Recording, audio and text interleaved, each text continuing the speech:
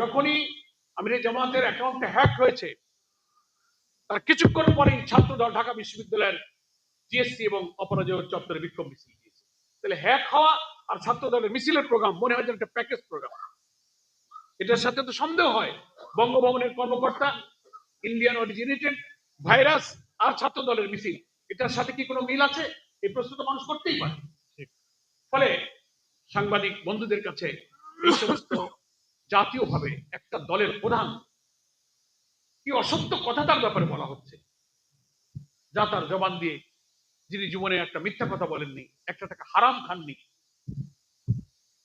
তার ব্যাপারে যে সমস্ত আপত্তিকর কথা, এখন তো চুপসে গেছে।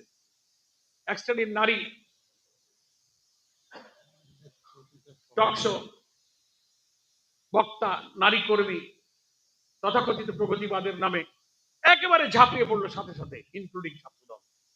কিন্তু যখন বঙ্গবন্ধুর কর্মকর্তা আটক হলো, ইউবেলকে শনাক্ত করা গেল, সবই যখন হলো, প্রমাণ হলো, এখন ওই সব নারীদের মুখ জবাব নেই, বন্ধ হয়েছে।